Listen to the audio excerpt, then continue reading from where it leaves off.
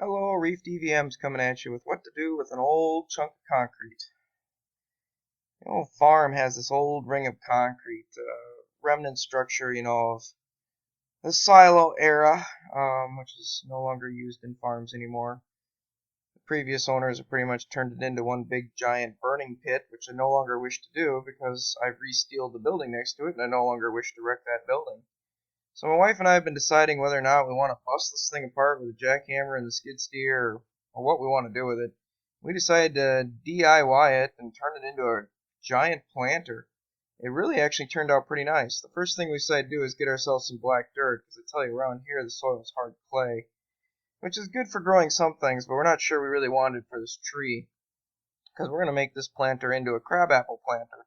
Thought that'd be a nice small 10 to 12 foot tree that would be workable in this versus more of a larger tree or even a heavier apple tree, which could drop apples and dent the barn more.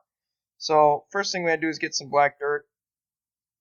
And around here the black dirt's pretty expensive because it has to get trucked in. So we went and got some swamp dirt. Swamp dirt is basically a black dirt that came out of some swamp areas that's a little more rugged. It's got some compost in it, maybe a few sticks, has a smell of sulfur. Basically, there's been a lot of, foliage above it, mostly probably weeds and cattails that have created the black dirt. So it's got a little smell to it, but you know what? It really seems to grow well. So get a couple loads of this, and then we got a skid steer fired up, and then we start dumping it into the planter. We didn't really empty the planter. We just decided to let everything get crushed down and become basically mulch or fertilizer for things. We did overfill the planter because we expect when it rains it to sink a little bit. And again, this is just a good use of an old concrete ring, really. I think this will turn out pretty good. We looked at the dimensions of the tree. It's got about a 10-foot spread, maybe a 12-foot height, being a mini dwarf crabapple tree. And certainly it's edible crab apples. We got it from the Miller Nursery. So we're looking at this going, this might actually be a really good thing for us here. It might be pretty.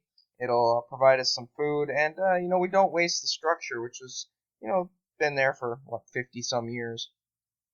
Here it is filling it up. You can see the dirt's a little chunky monkey, but I don't know if that's anything to worry about. We're just going to add some preen to this and try and stop some of the vegetation from growing. We really don't know how we'll landscape it out. We'll deal with that next year once all the black dirt sinks in. But right now it's about filling it up. It took us two 12-yard loads to fill this thing. This thing's about 4.5, 5 feet deep on the deepest corner, and certainly it took a little bit of black dirt to get this done. This really was just a 2-day project. One day to fill it up and kind of compact it down, and another day to plant the tree and get water in it, get the preen in it, and then of course put some fertilizer around the tree and see if we can get it to take off.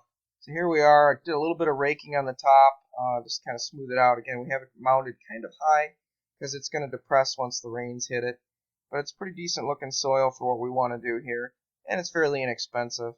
Here we go. We got that little crabapple tree in from Miller. Put a little guard on it there so the little rodents can't chew it up too bad. Get some water on it.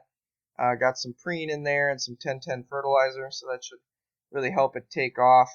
And I think this little tree will be really pretty down the road next to the Quonset here with the new steel and stuff on it. Sprayed it up to keep the bugs off in here, and again threw some water on it. And that's pretty much it. So if you got an old silo or fire pit ring or something like that laying around, you don't know what to do with it, my recommendation is, if you can, turn it into a beautiful planter. In this case, we made it a crabapple tree planter on the farm. I think this will really look pretty in the next a year or two as the tree becomes more full of foliage and grows out of it a little bit. It's deep enough where I think it'll get good roots and do quite well.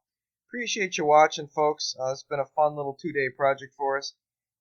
Please subscribe if you can and show support, and we'll continue to put out more videos like this. Thank you.